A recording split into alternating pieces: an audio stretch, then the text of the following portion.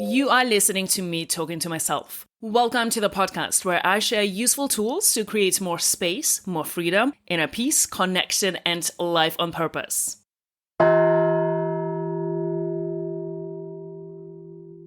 Welcome, everyone. The episode today is about movement. What is movement? Who is it for? Why do we need to move? How do we need to move? And if you're human living on this earth, moving or not moving, this episode is for you. And my guest today is Kuba, who is also my friend, and he is a movement coach, and he will introduce himself and tell a little bit about his journey, about his movement journey, and tell us also all things about movement so we move a little bit more consciously through our life. Hello, everyone. So my name is Kuba. I would call myself a movement coach. I teach a lot of stuff like handstands and calisthenics and kind of a broad movement practice, which is very much open source type of thing, very much mix and match, drawing from different disciplines. Could be things like yoga, climbing, acrobatics, circus stuff. Could be really anything you like it to be.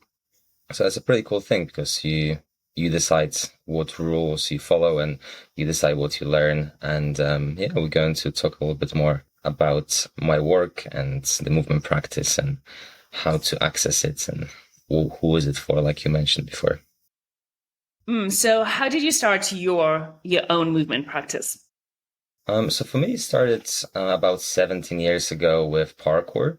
So I was just a teenage boy at the time. So I guess parkour was extension of what I was already doing with like other kids, like, climbing trees, roofs, playing the floor is lava and playing tag games. So I think it was quite easy to get into parkour once you started seeing like videos on YouTube. And then it all spiraled from there because parkour is such a multidisciplinary activity. There are kind of like lots of small different sub-disciplines in it. You can focus more like a flow-based movement. You can focus more on jumps or flips or probably more things where you just build sequences and move with the flow. So I think that kind of like moved me into the world of like handstands and calisthenics and juggling. And also I was looking for different ways of moving because as a teenage boy, I used to do a lot of stupid stuff. So I was getting injured. So then I couldn't train my parkour. So I had to switch to other forms of training. So I found juggling and doing handstands and kind of soft acrobatics practices. So kind of started quite long ago. I didn't really consider that a movement practice back then. It was just parkour. But maybe like 7-8 years, I started seeing a little bit more of those movement culture things originated by Ido Portal. And and I was like, oh, I'm actually doing that already. So then that allowed me to give myself permission to pursue that even further and broader.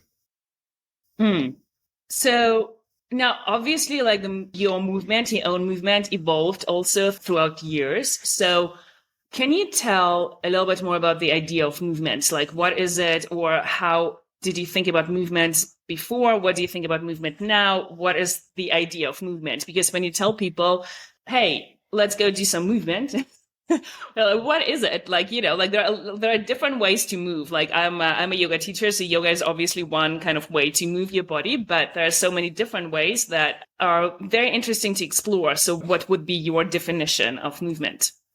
So yeah, everyone's idea and definition of movement will differ. And, you get as many answers as there are practitioners, but I'm sure it's the same you could probably say about yoga. I like to think about it, it's a bit like Lego. You decide what blocks you use and build your practice with. So, it could be a bit more gentle practice, like there could be some yoga involved. There could be balance-based practice, like rail balancing or slacklining. There could be more powerful practices like climbing, bouldering, and things like that.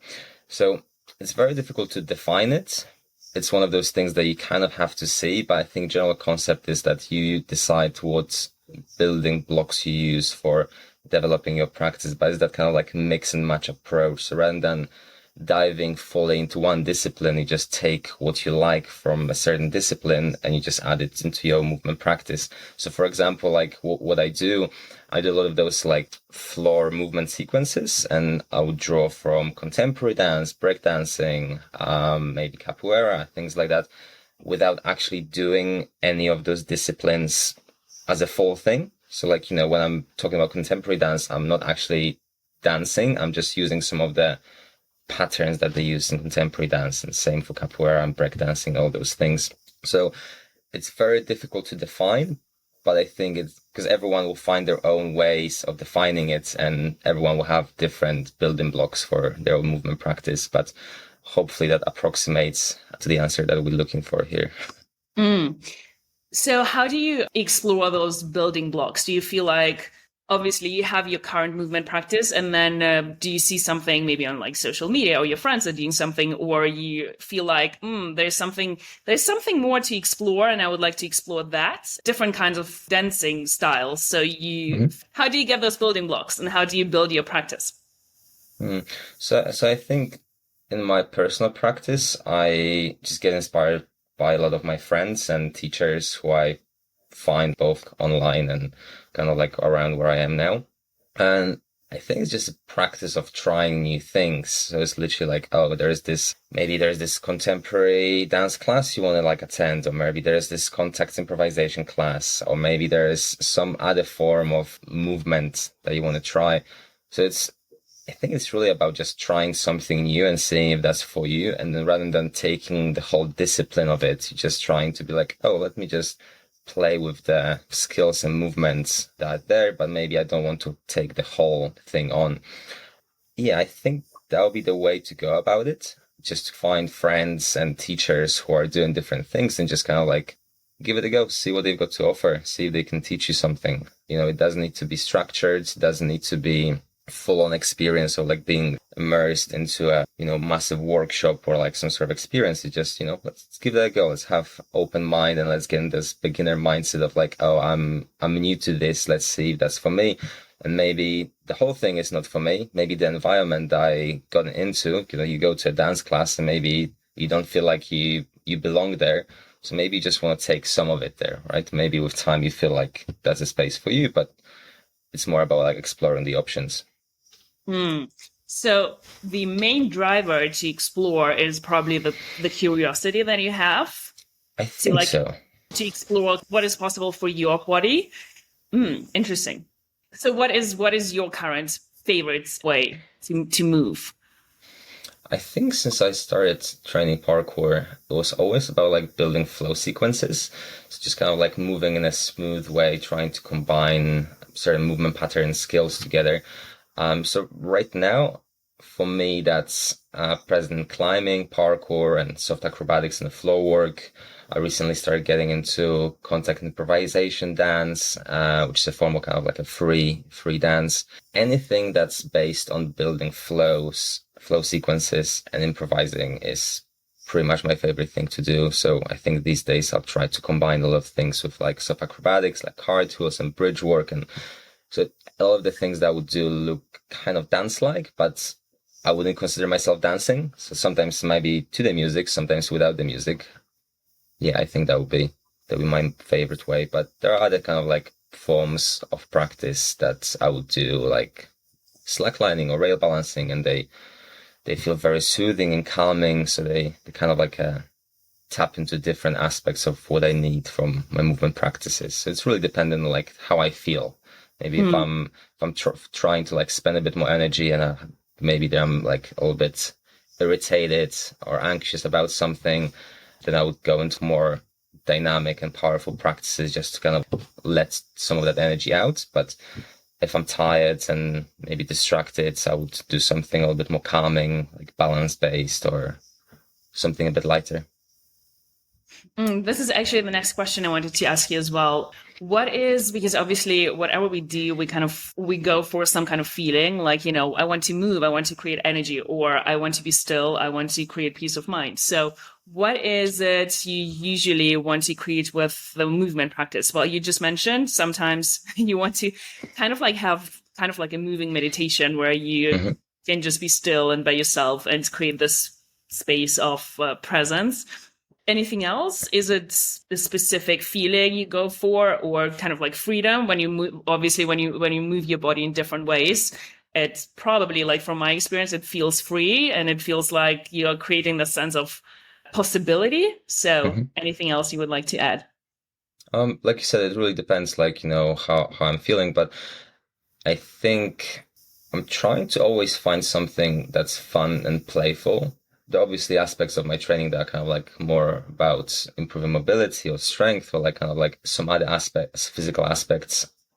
But I think generally I go for something that feels fun and playful, right? Because like we so play deprived as a society, and then we do have everyone's got their own ways of like having fun and like enjoying themselves. But I think we do struggle as adults to have fun in like those physical ways where it's like maybe like some play fighting or like a rough and tumble play or some partner work or, could be many different things. So I'm just looking for something like, will this bring me joy today? It's not always about joy, but, I think we'll all need like a bit of a joy booster on a daily basis. So if you can find practice like that you fully enjoy and you can be fully present, tap in that play aspect of it, yeah, I think that's the best thing about movement practice. Yeah, I think for grown-ups, for adult people, it is probably like the main it's kind of like giving yourself permission to be Hmm. playful and to do something that does not have the title of this is work. And so is it also something that you try to teach your students and your clients? Is it something they come for to you, or what is so when you teach, what is your main intention? Hmm. So I guess people come to me for maybe 3, 4 different reasons. So one is I teach handstands. So a lot of people who are from CrossFit backgrounds, pole dance and aerial silks and those kind of acrobatic like disciplines and sports, they would seek handstand training and kind of like loads of different balances and maybe some strength. So the second bit would be calisthenics. So teach muscle ups and kind of like general strength conditioning, anything that's body weight based with a little bit of like weight training that's supplemented with that. And third thing is that movement practice, which I only teach like a limited amount of things, but that's soft acrobatics, which I define as kind of accessible acrobatics for adults. So it's kind of like low impact acrobatics without flips. So it's cartwheels, some kind of work towards a bridge, and some of the moves that you can see in like contemporary dance and breakdancing and capoeira, and so maybe like circus disciplines as well. So I try to kind of like let people move in new different ways just to kind of so they can explore what's kind of possible for them. So I guess that's the 3 main pillars that my work is kind of like around with. I'm also a soft tissue therapist. I do help my clients and people who come to seek kind of getting back to their sports. And after injuries, I help out with, putting like a rehab program together. And I try to bring in as much of those movement practices into it. So we know as much performance focus, but we can be a little bit more like, oh, this can take time. We can be a little bit more playful with it. And maybe while I'm cannot get back to my sport or the favorite thing that I used to do, maybe I can find something else for myself that can be fun and help me get better, recover quicker, and kind of like distract myself from being injured, right? Because being injured can be pretty horrible experience especially when you feel like you lost something you love, right? Because like, for example, like for myself, like I couldn't train much parkour for about 2, 3 years because of ankle injuries. So that's actually one of the reasons why I found more movement practices was because of injuries, because I had to change the ways in which I'm training and find new ways that are a little bit more low impact and something that allowed me to refocus, which was great because I've learned so many different things because of that. So quite a silver lining that didn't feel great at the time, but I'm definitely grateful for that experience. I could explore more. Hmm. So you also have a cat. How Correct. and if and why and no how how does your cat inspire you to move, or does she inspire you to move in a different way? Like when you have when you kind of like when you do this thing when you move yourself, you I guess you observe other people and observe other things how they move, and maybe you can kind of like implement some things into your life. Is it is it how does your cat inspire you to move? Not I think she's such a high performer with the way in which she moves that like Most of the time I'm just intimidated by how well she moves and how smooth and lightly. But yeah, definitely like, pets and all sort of animals like can be really inspiring to watch in the way they move, like cats especially. I think they absolutely amazing movers, and Mm. yeah, can just leap, climb, swing even probably if you find a right swinging branch or device for them. Yeah, definitely. I think that there is that kind of sense of efficiency of movement that you can see in kind of cats and some other animals. It's like everything is very light and precise and gentle, but yet can be quite powerful. So, yeah, I think I'm not good enough yet to be inspired by Mhm. my cat, but one day To perhaps I'll be inspire your able to cat. leap as far and as lightly as she can. Yeah, I think, well, obviously animals move instinctively, so they kind of like they know how they need to move. And I think we as humans, we, in a lot of ways, we limit ourselves and our capacity to move. Like, obviously, in the way how we move, like we go, or like most people go and sit in offices and they walk or they cycle. Or like, there's so many ways that I feel like a lot of people have not explored the capacity and possibilities, what the human body is capable of. So this is a great thing that you do with people, or me too, but just help people to explore, also to connect to their own bodies. So they'll learn how to listen, and also obviously like to listen, like if you're injured or if there is something that doesn't feel right, how do you move differently, or how do you move correctly, and why do you have this injury, which means probably I was not moving in the correct way. So I think your movement practice generally just gives you more connection to yourself, to your physical body. Yeah, so you can listen, what is good for me, what is not good for me, where do I need to adjust, and how do I need to change the way how I move. So do people need any kind of experience if they want to start a movement practice? Uh, I don't think so. It's very scalable. Obviously, what you can see a lot of the times on like Instagram and YouTube might be quite intimidating because, we like showing flashy stuff. So sometimes when you come across videos like that, you're like, oh, no, wait, this is very inaccessible. There's no way I can do it. But actually, like, something that's quite important to me is to like meet people where they're at, especially when it comes to helping them with the movement practice or showing them something new that they can potentially get involved in. I think a lot of the times when we go into a certain discipline or sport, like the focus is so performance based and focus on the outcome that it's very difficult to actually get into a state where you're being like fully present. So a lot of the people I'm training with, they would kind of report back to me that, this is the first time I felt like I dropped into my body in years, right? Because a lot of the activities they did was about beating a record, running a distance, having a certain time on something, or grade, or whatever kind of a scoring grading system that would be in a discipline. That would just try to like look at that as the main measure of the, I don't know, success, or just the only way of doing things, right? There wouldn't be much emphasis. Oh, how does it feel internally? How does it feel in my body?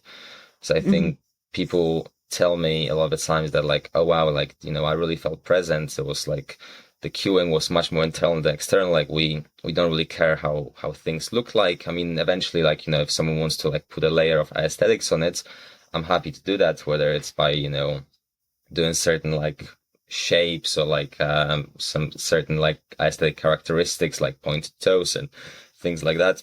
We can add that eventually, but I'd rather stay away from that as far as possible because this is the practice that's supposed to be playful and fun. And once we start looking at how things look like and whether they're like aesthetically pleasing, I think we might lose sense of fun because then we get a little bit self-conscious. It's easy to start comparing ourselves against people who are far more experienced, especially in this age of like social media when you just, we can go two taps and you can see the best people in the world in like the world of like hand balancing and acrobatics and climbing and like all sorts, right? So I think that's, for me, it's about bringing people back to their bodies and cueing things internally and having that internal focus on how things feel like rather than what are the outcomes. And obviously people want to progress and like learn things. So it's kind of a balance between both of those things. But for me, it's important to focus on those internal aspects. Mm.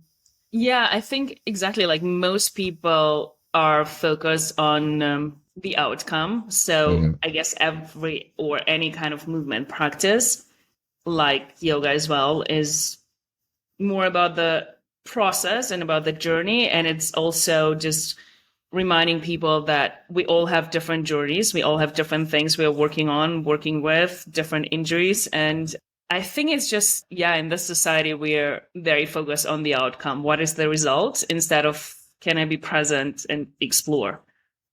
And as you mentioned, a lot of people are obviously thinking about how it looks and that it doesn't look the way how it should be looking, but also who is setting the standard. The society is setting the standard of this is how it should be looking, and this is how, like as you said, like we compare ourselves all the time. So I think it's just reminding ourselves and reminding everybody else that yeah, we all have different bodies, we all have different things we're working on and moving towards. And it is about the experience, and it is about just exploring the possibilities, experience life, experience this human body that we have with different opportunities it offers us. So what would be the things that people can start implementing in their daily life if they would like to start with a movement practice, but they are not ready yet to go to a class or do it with someone else? Mm.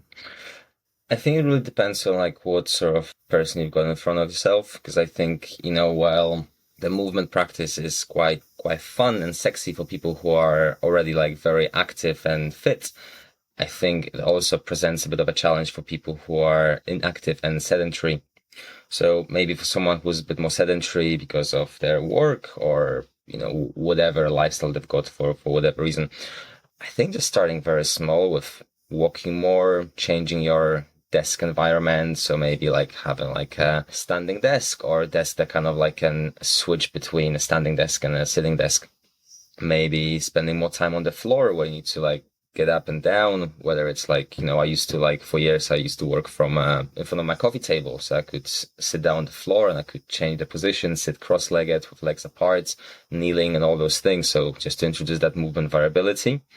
So I think it's worth focusing on those low-hanging fruits, how to incorporate more movement variability into our daily life, from walking more, maybe going on hikes, maybe just changing your office environment.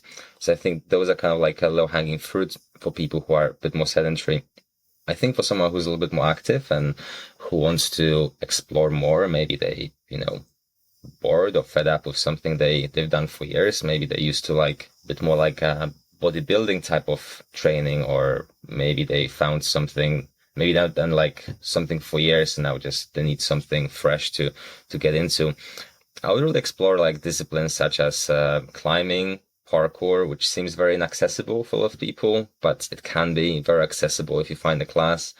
I think dance classes, contact improvisation, which I started going to like within the last 2 months. I think anything that you can feel like can bring you some fun, or something that you did in the past that was a lot of fun for you, I think I would start there. Because, we can always start like looking at all the new things, but I think going for low-hanging fruits and trying to tap into something that's already there might bring even more curiosity to explore even further. Like I do get a lot of people who, maybe 10, 20, 30 years ago, they had like a dancing career or gymnastic career, or maybe they just did those things for fun and they loved it. And, life took over and there are a lot of responsibilities and those things had to go to the side for now. So it's a lot about bringing those things back and kind of like encouraging people to take up the activities they used to do. But I would offer as well, some of the movement practices I do. So those would be those like floor locomotions, like animal locomotions, floor work, soft acrobatics, So I'll always show people a range of things that they can try. So I usually just kind of like try to poke people like, how about this? Do you like that? Maybe we try this. And then, some of that is kind of like, no, I don't want to do that. I don't want to do Mm. this. And then eventually we find something they enjoy. So, what would you say to people who come to you and tell you, "Oh, I'm not flexible enough, or I'm not strong enough. I'm too stiff to do all the things." So what would you say? So they're like, "Oh, I don't even need to start." Yeah, I think I try to challenge that thinking a little bit. I try not to be too challenging with that, but it's like, okay, let me challenge this. I know that this looks a bit scary and might look a bit crazy at this level, but it's not where we're starting, right? This is, maybe that will be outcome one day, but we're going to find something that works for you, that doesn't look crazy, that doesn't look scary. Because a lot of those things might require a lot of mobility or strength, especially if you like end up on Instagram scrolling through some like movement practice tags or whatever, and you see a lot of like strong, flexible people, and maybe that's not how you feel right now. Maybe you had a bit of a break from being active and physical. So I think, yeah, just lowering the expectations and coming into with that kind of like fresh beginner mindset, like, okay, I'm here to learn, I'm here to try things. It doesn't mean I'm gonna try something super hard. I'm gonna find a nice accessible entry point and start from there, which for me is a very important thing to focus on when I work with someone new, especially if they, getting back to training after injury, or maybe they haven't done things for 10, 20 years. Now they're ready to get back into it. But yeah, start small, and then you remember that everyone you're looking at, they always started somewhere, right? They haven't been so good on day one. Hmm. Yeah, like meeting yourself where you are today. And obviously, as a teacher, we give you steps and we give you tools that you can do today. So it doesn't feel like it's impossible. So what would be the consequences for people if they do not move? If they if they do not incorporate those movement practices into their daily life, what would be the consequence for them? I think generally like we all should have like some level of like physical activity in our daily lives, and both for like mental and physical aspects. Maybe I wouldn't necessarily go like, oh, okay, right, you have to have movement practice, although I think a lot of people could benefit from it. But I think we all need to have some sort of like physical practice and increased activity levels. I don't think I need to talk here about consequences of being inactive, because I think we all very aware of that, and saying that, oh, if you don't do this, this will happen, doesn't actually help anyone. But, I think there's a huge impact on our mental health from finding those. Like, first of all, any activity can positively impact our health, getting out those like happy chemicals and the kind of like sense of going through something hard and then going past through that, just overcoming those physical obstacles. I think that's a great lesson for everyone. But the movement practice specifically, I think something that taps into the aspect of play, I think that can be very nourishing for a lot of people who don't get to play, who are very busy, they've got loads of responsibilities. Maybe they've got kids, maybe they've got job that's, got some crazy hours, and they do not give themselves that permission to play, or they always kind of like put things for later, like, okay, I can have fun while I'm done with work. I can have fun once my kid's out of home. I can have fun once I'm retired. And those things either never happen, or they happen so late that people are like already so tired, exhausted with life, that they just don't even have capacity to take anything new up. So I think, yeah, there are big consequences of not having, any physical practice, or movement practice. But yeah, I don't want to scare people off too much. I think I think we all very much aware of the consequences. Yeah, I think obviously like as humans we move, or most people move in some way. I guess it's always about awareness. How do I move? How do I pick up things, or how much do I move in a day? Obviously, like it always starts with awareness, and just maybe sit down and think about how much did I move yesterday, or how much did I move today, and how do I move generally? And is it good for me? Is it maybe there's something I can improve? Yeah, I think just generally probably encouraging people to think about and to observe themselves moving. and also to observe themselves moving and what kind of way they move and how it impacts their life or impacts their physical body. So you also mentioned in the very beginning about using your own practice as a way to find your peace of mind. Is it some kind of meditation? Can you call your practice sometimes like a moving meditation? Like in a yoga, we have all the asana, the physical practice. Mm-hmm. You create this environment where you feel like you are practicing that moving meditation. So is it something similar for your movement practice, your personal one, or the one that you try to offer your clients? Yeah, I think any kind of practice or activity can lead to meditative states. And I think movement-based practices can be pretty good anchor for those like single points of focus. For example, like one of my favorite meditations, movement meditations would be juggling or slacklining or rail balancing, because they're very soft and gentle ways to move generally.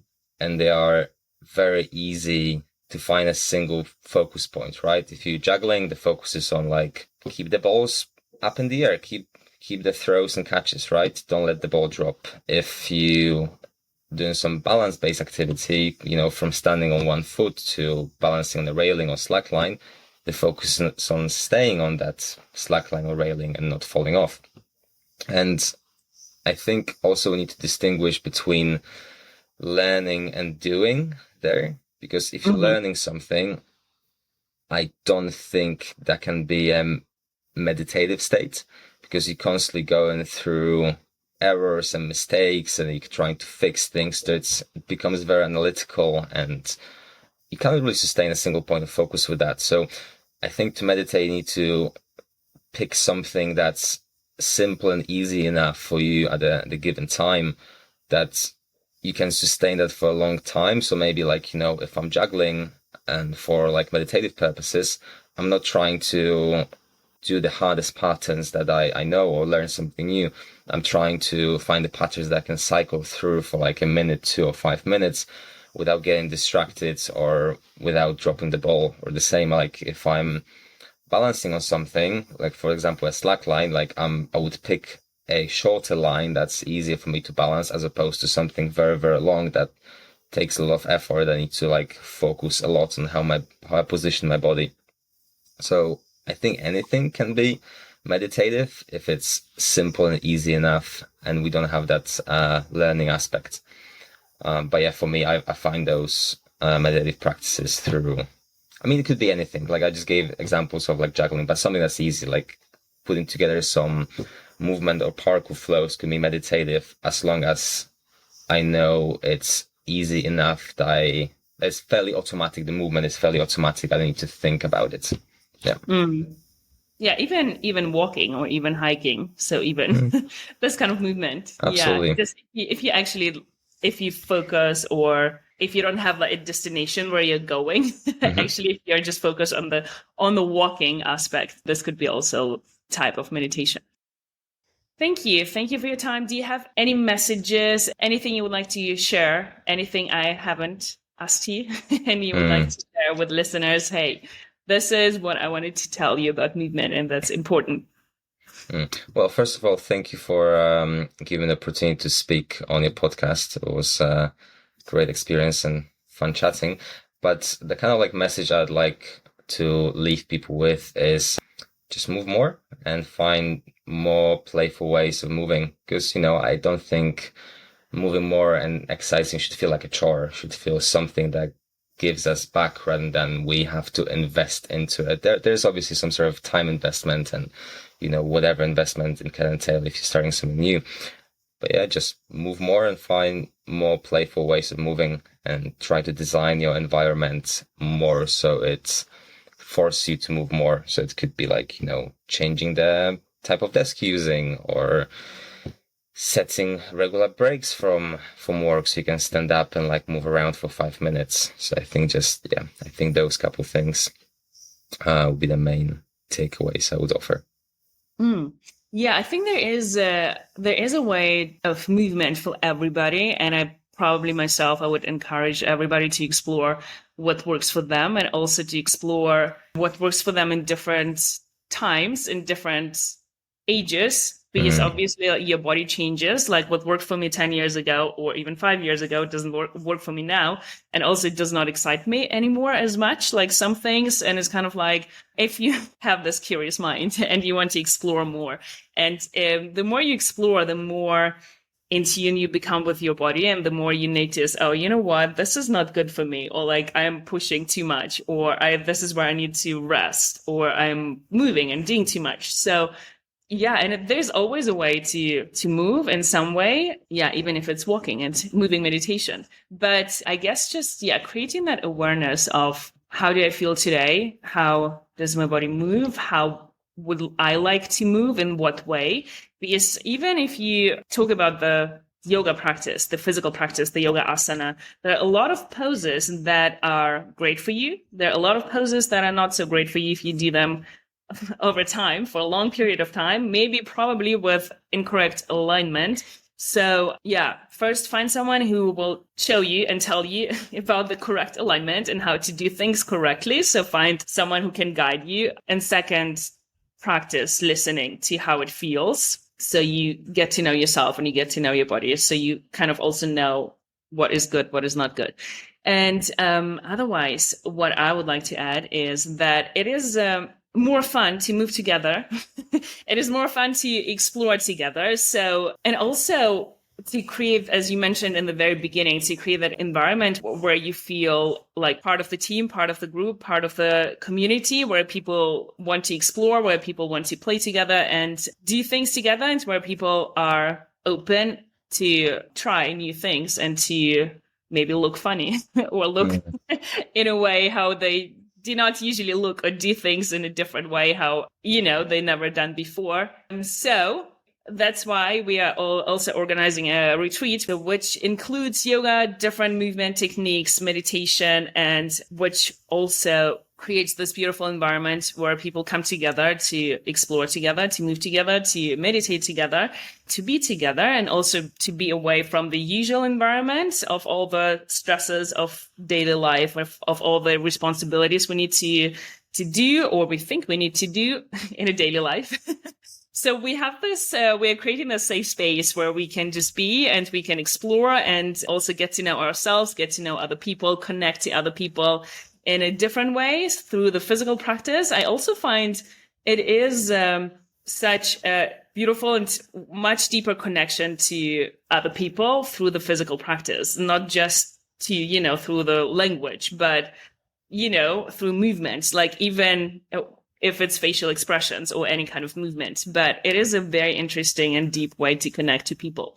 So if you would like to explore more, if you would like to explore more about yourself and about your physical body, what is possible, what works for you, what is a great way for you to move, join us. It's end of July 23 to 28 July in Spain. 5 days of movement, meditation, yoga exploration in a beautiful setup with sunshine.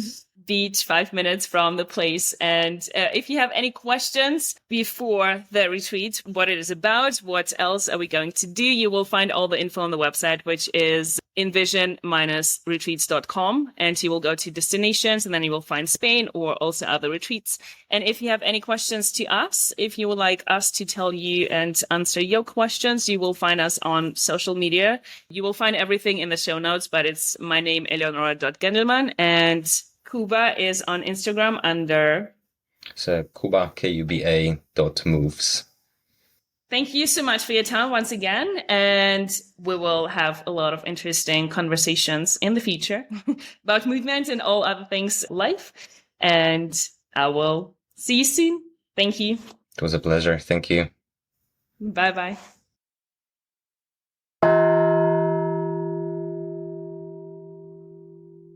Thank you for being curious. If you enjoyed listening, rate, review, subscribe, share, and join the conversation. Do not miss out on yourself, your power, and what is possible for you.